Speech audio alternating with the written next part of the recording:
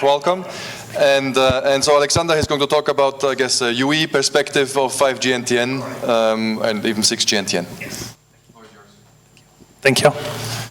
Okay, well, thank you, and thank you for having me here. So I work for Qualcomm in San Diego. I've been involved with satellite communications for a while now. As you know, Qualcomm has demonstrated a 5G NTN demo at the Mobile World Congress in Barcelona in 2024, where we demonstrated, actually it was a pre-recorded demo, where we demonstrated the link over time, the link quality over time, using a prop sim, which is a Keysight channel emulator, which included all the LEO features.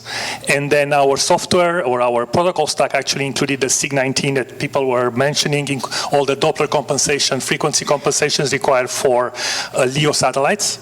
So we were able to demonstrate this. We were able to show a steady connection. We were able to show also handover between a terrestrial network to non-terrestrial network and back. So all that was done using dual band N1 for the terrestrial and N65, which is right next to the N1 band for the non-terrestrial. So everything was done using we call our reference design. So it was a handheld that was held by a human body, a synthetic human body next to their ear, and then we had a big arm. So this is it's actually available on YouTube. If you go on YouTube and if you click if you search for Mobile World Congress 2024 Qualcomm NTN, you will see this. And then there's a big arm with a satellite antenna on top moving, simulating the sky coverage of a satellite, and then you could see actually all the KPIs, the throughputs, the RSSI, everything, the Dopplers being dynamically varying here. So, well, Qualcomm has been doing satellite communications for a while. So we started as a satellite company in 1997 with the Global Star, which was kind of a fleet tracking system, tracking trucks when we were driving across the country and getting all the information about their times and everything. Then we had a project in 2015 with a company called OneWeb. I think OneWeb and Eutelsat actually merged recently, and we developed a proprietary satellite system, mostly based on set-top boxes. So it wasn't a handheld, it was more of a set-top box. And yeah, so Qualcomm developed the hardware for them, developed all the software, and then we worked with our partners to develop the set-top box. So that was in 2015, and now our latest project is in cooperation with Ericsson and Thales, Alenia Space, where we are planning to demonstrate 5G NTN in space using Thales satellites, Ericsson base station, and network access, and Qualcomm's handheld. So let's see the challenges. So I'm not going to talk about standards here. I'm not going to talk about software. What matters to me the most are the hardware challenges, because people want to use these little handhelds, right? These phones, and just connect with a satellite seamlessly without changing anything. Elon Musk and SpaceX, they want to have a 10 years old cell phone, a 4G LTE cell phone, as is, connecting to a satellite without anything changing to it. So everything, obviously the satellite will have to handle all the requirements for the connection to happen, but the goal is to use these guys to connect directly to a satellite without making any changes, hardware or software changes to the device itself. And they were able to demonstrate working with T-Mobile and their G2 or version 2 Starlink satellites. They're able to demonstrate a message service that was actually working. I don't really know exactly what the status is. We have a lot of competition. SpaceX and T-Mobile I think are ahead. Behind them you have AT&T and AST. And then you have Qualcomm and Thales coming, so there is definitely competition building up there. So the frequency bands we're seeing right now being deployed are the N256 and N255, which are sub-6 bands. These are the around 2 gigahertz for the N256 and around 1.6 gigahertz for N255, which are FR1, and they are labeled as S-band and L-band, full duplex, both of them. And then later we have in release 18, we have the FR2 bands, which are FDD bands in Ka band. We have the uplink in a 27 to 30 gigahertz range, and the downlink in a 17 to 20 gigahertz range. So each band has its own challenges. So far, everything we've seen from the ETSI is FDD operations, so we don't seem to be considering any TDD operation. This makes everything more difficult because of receiver immunity. Everybody knows in TDD operation we are transmitting while we are receiving. Our transmitter is a huge source of interference for our receiver. So because of that, especially when we're operating satellite communications where all the received signals are at sensitivity level, everything is a very, very low level. Having this big jammer, which is actually ourselves right there next to us, is really not helping. So it is a challenge to operate everything in FDD, especially for satellite links. So let's start with the first band, the S-band, which is the one that Qualcomm implemented right now. This is the one that we demonstrated. This is the one that seems to have the most traction at this point. So this is the N256, which is right adjacent to the N1 band on the upper side. So for the transmitter is 1980 megahertz to 2010 megahertz. On the receive side is 2170 to 2200 megahertz. Unfortunately, there's no separation between N1 and N256. In order to be able to do handover and coexistence between the two bands, we need very sharp filters. We need very stable filters, because everybody knows that the filter stop band actually changes with temperature. And since we don't really have no separation between the two, we need to have these skirts of the filters being extremely stable, not really move over temperature very much. We have developed filters on purpose for that, so filters for this specific satellite applications using our ultra-SAW RF technology here. These filters are specifically designed to have a very stable temperature coefficient. So we have a temperature coefficient better than -9 ppm per Kelvin, Q factors up to 5,000, and then obviously we can go up to 2.7 gigahertz. So in order to implement S-band in a cell phone and N256 in particular, we really have to have the right components for that. And Qualcomm is working very hard to develop these new components using our latest SAW filter technology called ultra-SAW. On the L-band, this is a pretty busy slide. It's a lot of hardware design and RF system design here. The biggest challenge of the L-band is that we have our L-band uplink, which is 1626 to 1660, obviously right next to the GNSS bands. The closest one being the GLONASS band, G1 GLONASS. Then we have the GPS L1 and Galileo E1, and then Beidou B1. Obviously, we need to do two things. On the transmitter side, we have a filter that cleans our noise into the GLONASS bands, and on the GLONASS bands, we have to have a filter that actually rejects our transmitter. Because of this situation, the L-band is something that is not being consider right now. I've seen very little development on the L-band. The proximity to the GNSS bands makes GLONASS G1 completely unusable, and then GPS L1 would be usable, Galileo would be usable, as long as we develop very sharp filters for the GNSS receiver. I showed a typical design here where we have 90 dB rejection for those filters. Typically, we use a GNSS filter, a low noise amplifier, and then another filter. So we have really two SAW filters cascaded in order to be able to reach this 90 dB rejection. It is the typical rejection required there. So there's a lot of challenges here using the L-band, and this is I believe it's feasible. We will be losing GLONASS, but I believe we can make it work. There's also coexistence strategies where we stop transmitting while we're trying to get the position from the GPS. This is something that a scheduler could handle and a software could handle. Just block a transmission, give us a little bit of a time to reacquire GNSS before you start transmitting again. This is a software coexistence solution. What I'm presenting here is a hardware coexistence solution using filters. So this is the L band. The Ka band. Well, the Ka band is defined as a VSAT application, so really not for handhelds. Mobility is still under discussion for the VSAT for the Ka band. The biggest difference is that is between FR2. A lot of people are actually designing FR2 and talking about FR2. I've seen here. But the NRNTN, it's full duplex. So we're talking about FR2 bands in full duplex, right? This is a big challenge. This is a very, very big difference here. If you ask me what I would like to do, what would be my preference as a hardware engineer if I design satellite terminals, especially small ones, I like the FR2 band for two reasons. First of all, because of the wavelength, we can design very small antennas. These antennas can have much higher gain than the sub-6 gigahertz antennas. And because we can design very small antennas that could be an antenna array of a few elements. It doesn't have to be a 64-element antenna array. Just a 5, 6, 7 elements antenna array, we can do beam steering with them. So we can have antennas of high gain and steer the beams, okay?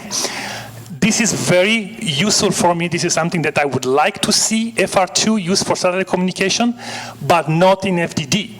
Because of the FDD requirement means that I have to have two antennas and I have to have isolation between the two. So if we could do some TDD in FR2, this is something that probably will be easier to implement, more agile, I believe, than using sub-6 for NTN. But again, this is my point of view as a hardware engineer. From the standards and software, maybe there's a very different view there. So again, lack of physical separation between TX and RX antenna can be compensated with filters. Qualcomm also announced a new technology for BAW filters. I don't know if you guys are familiar with SAW filters versus BAW filters, surface acoustic filters versus bulk acoustic filters.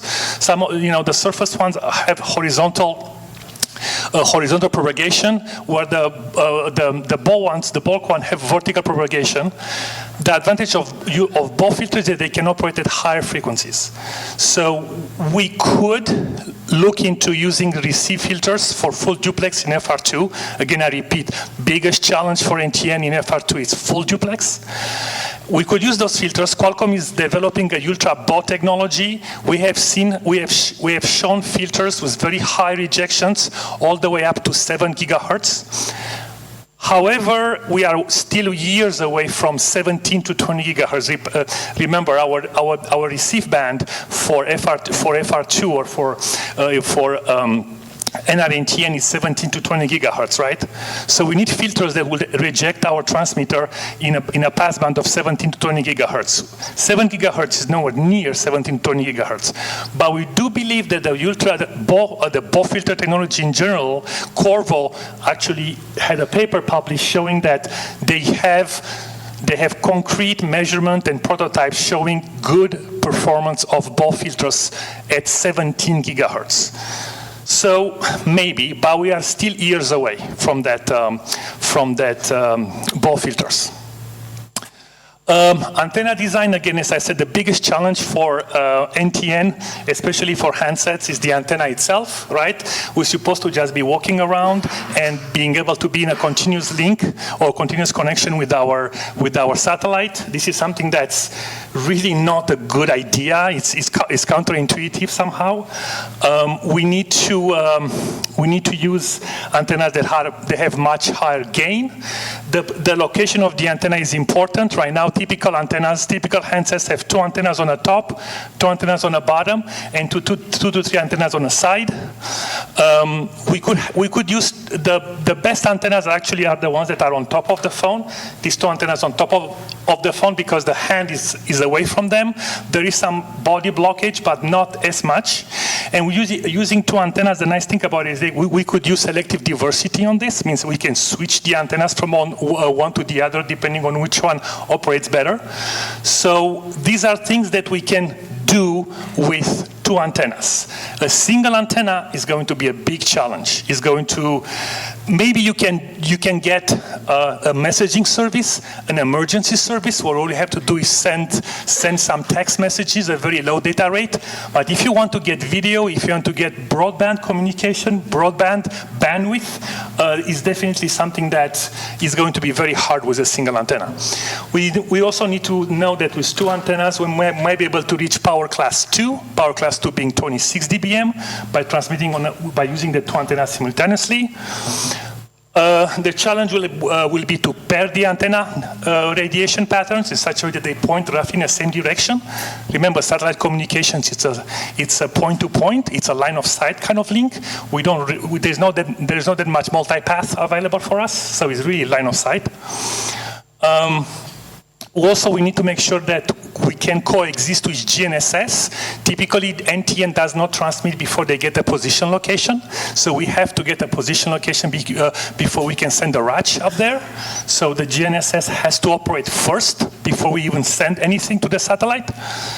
Beamforming, as I said, in FR2, if we can use beamforming, there will be a very valuable future because we can track the satellite while we are holding our phone against the head. Then coherence, if we want to do beamforming or some sort of a beamforming with only 2 antennas, is possible, but then we have to develop coherence between these 2 antennas to be able to beamform them, which means that the 2 signal paths can go through a different set of filters, and switches have to be time synchronized. And again, this is a very challenging goal also for us. So, 2 minutes. Yeah. 2. I'm sorry? 2 minutes. 2 minutes. Okay. So yes. All right. So this is I think this is my last slide here. So we have what's out there. What SpaceX, they came out with the KU and Ka band antenna design. If we look at them, I don't know if you guys saw the last Starlink Mini, not the Starlink regular, the Starlink Mini. It's a laptop size that you can carry with you and everything. There is a mobility concept added to it. Now all of a sudden Starlink goes from Starlink fixed to a Starlink mobile. And they sell it as a roaming device, where you can go from place to place. It's a very small antenna, 10 inches by 12 inches. If you do some antenna calculations, you will find it's about 500 to 600 antenna elements, around 70 dBm EARP.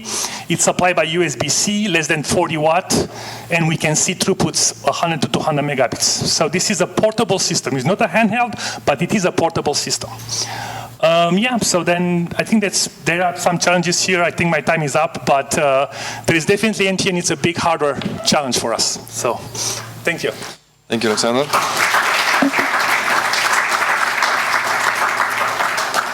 Any questions?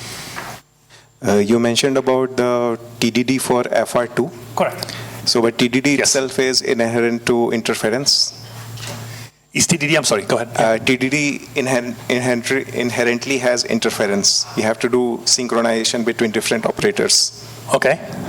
So my question is, for terrestrial network and 5G, if it is TDD, multiple operators have to be synchronized with respect to the downlink and uplink slot.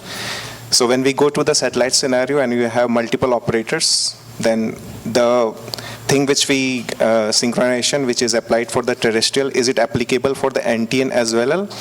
And if that, and will this work for the LEO scenario when the satellites are moving very fast? Can we have this type of time synchronization? Yes, absolutely. I mean, there is a very real reason why 3GPP is considering only FDD for FR2. So all these reasons are there. We could potentially look into implementing it as a TDD, but we will have to open some time slots in order to allow all these drifts, as you mentioned yourself, these big delays. So the overall throughput will drop. So the throughput in FDD will definitely be higher than an equivalent throughput in FR2 TDD if we were to implement it, because we have to create gaps in order to avoid collisions. Yeah. And there's another problem with TDD too, because of the large delays that you have with the satellites. I mean, you basically it's very difficult to handle. It's very difficult to handle. Yes. So we have to allow like skipping entire slots. Yes, exactly. And things like that. Yes. I mean, I guess that's why 3GPP didn't look into that. Yeah. But again, as a hardware person, I would definitely prefer TDD. Okay. Yeah. All right. One last question? All right. Let's thank the speaker again. Thank you so much. Oh, there was one last comment? I got an answer for you for the NEF. So Alan sent me that they're going to expose the API of the connectors to the standard definitions, and we only start with exposing the one out of AMF and SMF. Okay. All right. So this is not the end of the workshop. I invite you all to still visit the demos. As I said, out there, down the stairs, one room to your left, one room to your right. Yes, after the demos, there's no more final words. So I'm going to say the final words here. Thank you very much for attending. It was a pleasure. I had a great time. I hope the next 10 years of the OpenAirInterface Software Alliance will be even better. Oh, thank you. Oh, yes, that was I really enjoyed that picture. We never, so it was actually the first time that we had a social event for everyone. And that's, again, thanks to our sponsor, Qualcomm. So let's give a big round of applause to our sponsor.